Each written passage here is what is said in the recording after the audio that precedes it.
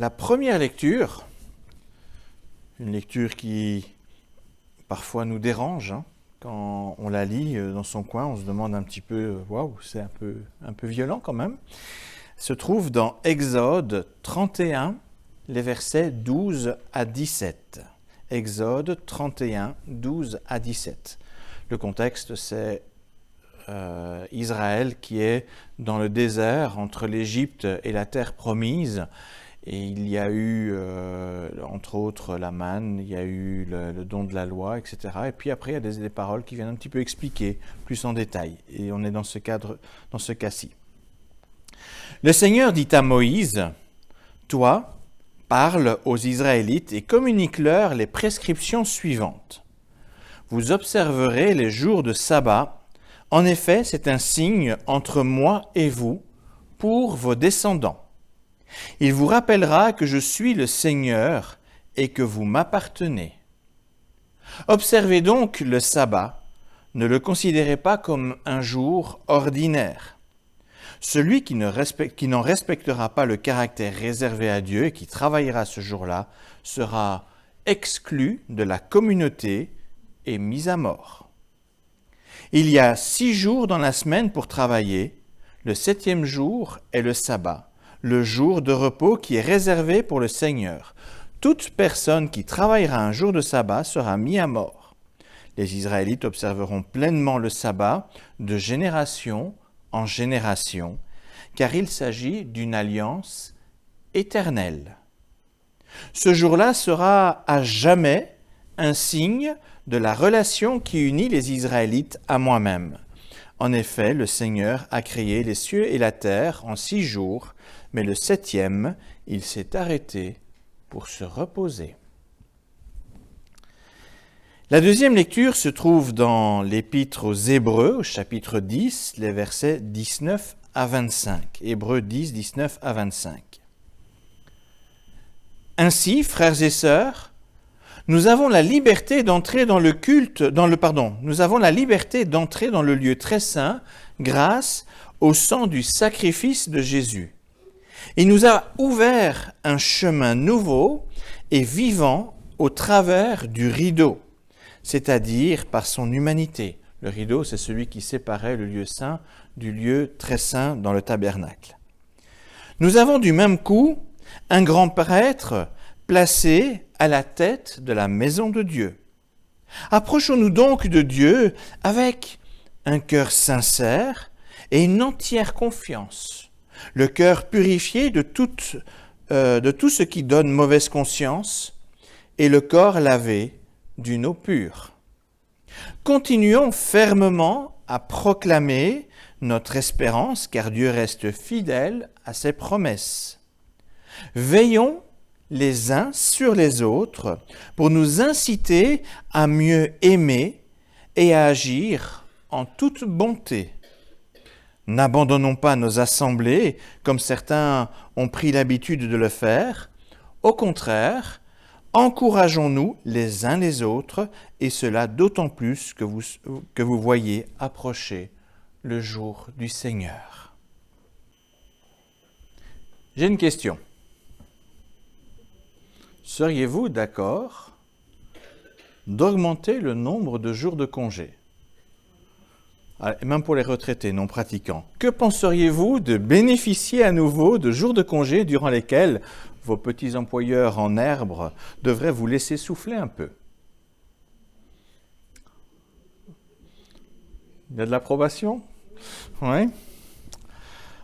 En Belgique, aujourd'hui, tout travailleur a droit à minimum 4 semaines de congés payés. Cela, en fait, nous semble normal. Et pourtant, la première fois où tous pouvaient enfin avoir au minimum 1 semaine de congés payés date de 1936. Il y a seulement 86 ans. Donc les plus anciens ici ont vu le jour avant cette date. Plus surprenant, la loi belge qui imposait un jour de repos hebdomadaire date de 1906. Ce sont donc des privilèges dans notre pays qui sont finalement assez récents quand on regarde ça à l'échelle de l'histoire. Pourtant, le texte que nous avons lu en Exode date probablement, pour l'essentiel, de 3500 ans. Le peuple hébreu était retenu en esclavage en Égypte pour un travail forcé, sans salaire et sans le moindre jour de repos. Une fois libéré du pouvoir du Pharaon par l'intermédiaire de Moïse, le peuple fut conduit sur la route vers la terre promise, et avant même de donner la loi sur le mont Horeb ou au mont Sinaï, Dieu commença par le plus urgent.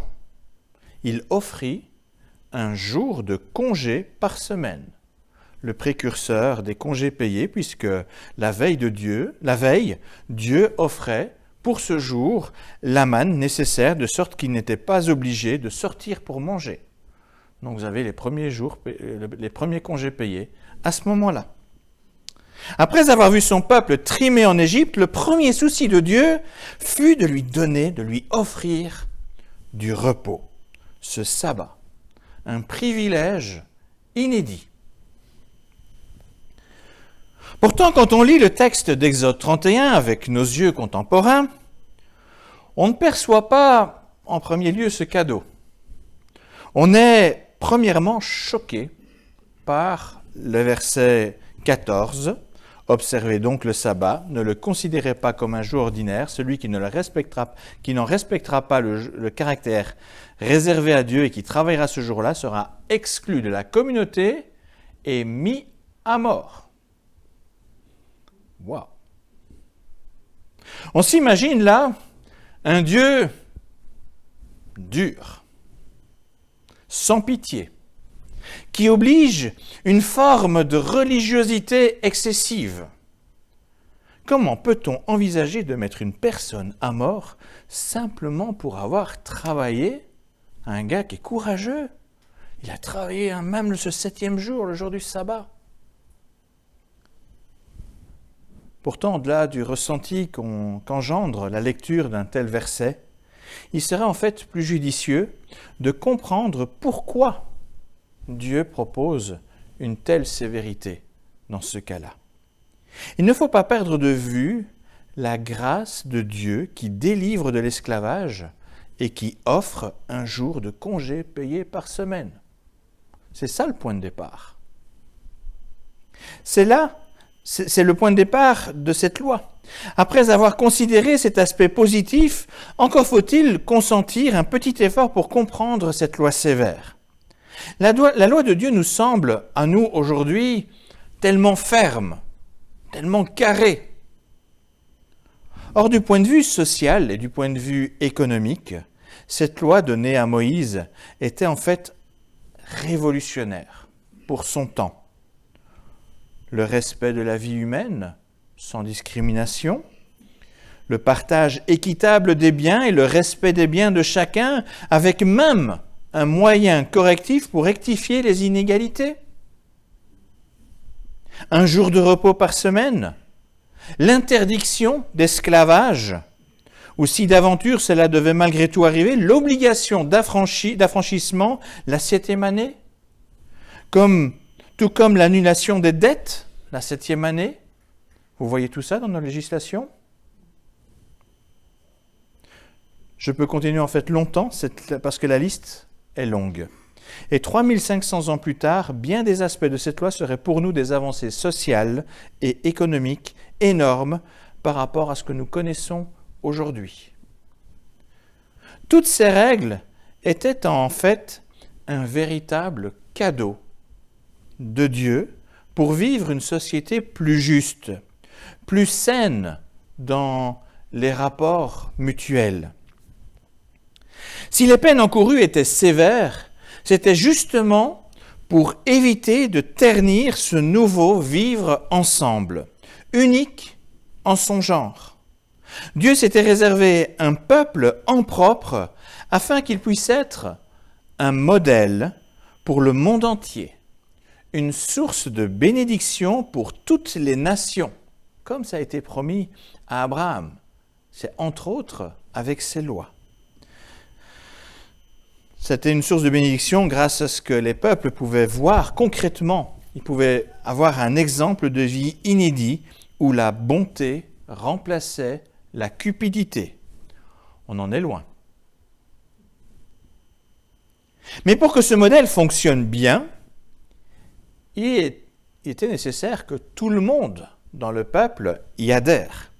Dès qu'un des membres ne joue pas le jeu, cela oblige immédiatement son entourage à prendre des mesures de précaution, de protection qui empêchent en fait de vivre cette bonté avec cette manière assez radicale de vivre la vie de peuple. Ça, c'était un premier élément qui explique pourquoi il y avait une telle sévérité. Mais la sévérité s'explique aussi par un autre fait. On présente souvent cette loi comme la loi mosaïque ou la loi de Moïse. Mais nous ne devons pas perdre de vue que le véritable législateur est Dieu lui-même. En Exode 32, 16, donc dans le chapitre qui suit, il nous est dit « Ces tablettes étaient l'œuvre de Dieu, écrites de la main même de Dieu. » Ainsi donc, quiconque enfreignait les règles de la loi montrait quelque part sa désinvolture à l'égard de Dieu, pourtant plein de bonté. Ne pas respecter le sabbat, c'était comme dire à Dieu « Le congé que tu me donnes, je m'en moque, c'était mieux avant. » Un troisième élément explique la sévérité. L'Éternel offre un jour libre afin que ce peuple puisse enfin avoir du temps pour Dieu. Vous vous souvenez de la demande de Moïse à Pharaon? Permet que le peuple puisse partir 3 jours afin de rendre un culte à Dieu dans le désert. C'était la première demande de Moïse. Le Seigneur n'a pas seulement voulu un peuple exemplaire pour ce qui concernait les relations sociales et économiques, il voulait aussi qu'il serve d'exemple pour montrer la richesse d'une relation entre lui et son peuple, de sorte à donner envie aux autres nations de le connaître. Lui, le seul et vrai Dieu. Le jour du sabbat était donc le jour par excellence pour vivre ce temps de communion avec le Seigneur créateur. Refuser cette communion, c'est volontairement se mettre à l'écart du Dieu de la vie. Ce serait reproduire en fait ce que nous lisons déjà dans le récit d'Adam et Ève, qui quelque part ont pris cet écart vis-à-vis du Dieu de la vie. Le sabbat était donc un signe très important pour ce peuple. D'au moins trois façons, il montrait la sainteté. La sainteté du Dieu 3 fois saint, à qui était consacré ce jour particulier, la sainteté d'un peuple mis à part pour vivre une relation particulière avec l'Éternel, la sainteté dans des rapports humains renouvelés selon la volonté de Dieu exprimée dans la loi offerte à Moïse. Cette sainteté était véritablement un privilège qu'Israël a reçu de Dieu. Cependant, cette sainteté peut se perdre rapidement. Quand on ne vit pas l'amour véritable comme Dieu nous y invite, quand on refuse de se soumettre à sa volonté sainte, quand on refuse cette communion avec Dieu, en fait, on se retranche soi-même de ce peuple consacré, de ce peuple saint. Et seul le pardon de Dieu permet de revenir au sein du peuple. Toujours dans le livre de l'Exode, cette sainteté était également symbolisée géographiquement par le tabernacle, avec le lieu saint et même le lieu très saint. En parallèle, on peut voir le sabbat comme un temps saint, le tabernacle comme un lieu, le sabbat comme un temps. Le tabernacle était tellement saint que seul un prêtre, une fois par an, et après tout un rite de purification et de sanctification, pouvait y entrer pour y présenter le sang du sacrifice pour le pardon des péchés du peuple, pour demander le pardon par rapport à tout ce qui avait entaché cette sainteté. Il n'est pas question de badiner avec la sainteté de Dieu. Un prêtre qui ne respectait pas les consignes de purification, de sanctification, ce prêtre mourrait.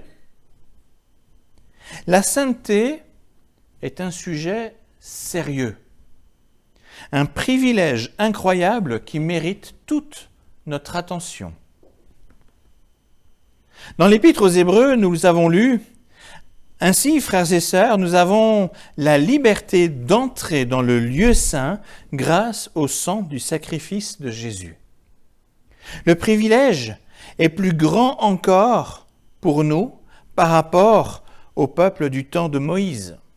Le sacrifice parfait de Christ, de Jésus, le don de sa propre vie, nous permet d'être vraiment saints, d'une sainteté permanente, d'une sainteté plus grande puisque nous pouvons avoir accès en continu à ce lieu saint, c'est-à-dire à la personne même de Dieu, et cela à tout moment. Par son sacrifice, Jésus a permis le pardon définitif de nos fautes. Enlever ce pardon, c'est enlever tout ce qui était impur pour pouvoir être purifié et sanctifié. Un pardon impératif pour être en état de sainteté. Parce que c'est bien cela que le Christ nous offre aujourd'hui. Nous sommes saints et continuellement sanctifiés par la présence de l'Esprit de Dieu en nous. Après ce rappel de la sainteté acquise en Christ, l'auteur de l'Épître aux Hébreux adresse aux chrétiens une exhortation qui s'inscrit dans la continuité de ce privilège reçu de Dieu. Ce sont surtout les versets 24 et 25 qui retiennent mon attention ce matin. « Veillons les uns sur les autres pour nous inciter à mieux aimer et à agir en tout avec bonté. N'abandonnons pas nos assemblées comme certains ont pris l'habitude de le faire. Au contraire, encourageons-nous les uns les autres et cela d'autant plus que vous voyez approcher le jour du Seigneur. » En fait, dans ce passage, on retrouve plusieurs éléments en lien avec le sabbat dont je viens de parler. Dans la loi de Moïse, la chose était présentée négativement en parlant de l'écartement et parfois même de la peine de mort envers quiconque mettait en péril la sainteté du peuple. Dans le Nouveau Testament, on trouve la dimension positive, veiller et s'encourager mutuellement pour toujours plus de sainteté et de bonté. L'Église, c'est-à-dire les différentes communautés locales, sont autant de lieux qui doivent témoigner au monde le privilège de la sainteté offerte par Dieu, le privilège de vivre le repos, le privilège d'une vie commune guidée par la bonté, le privilège de nous retrouver chaque dimanche pour ensemble nous présenter devant le Dieu infiniment saint. Il ne faut pas prendre à la légère ce privilège. Il ne faut pas négliger le bien que peut procurer une communauté entière guidée par l'Esprit Saint. Dans une telle communauté, la sainteté devient contagieuse. Quand un oisillon est dans le nid, il est sorti de sa coquille, il est dans le nid. Il est nourri par ses parents, ce qui lui permet de grandir et prendre des forces. Et c'est un peu comparable à l'enseignement biblique que l'on peut donner à nos enfants ou à des nouveaux venus dans l'Église. Mais ce n'est pas suffisant pour sortir du nid et prendre son envol.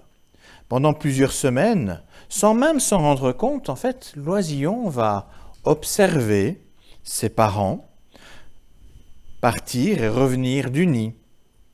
Il va observer le mouvement des ailes et il va commencer à imiter le mouvement tout en se fortifiant. Et à force d'imitation, il devient lui-même un oiseau accompli, capable de s'envoler à son tour et prêt à montrer comment il faut faire à la génération suivante. Dans l'Église, nous apprenons aussi en observant le comportement des plus aguerris dans la foi, en imitant toujours mieux leur manière de vivre, pas seulement le dimanche, mais aussi chaque jour de la semaine.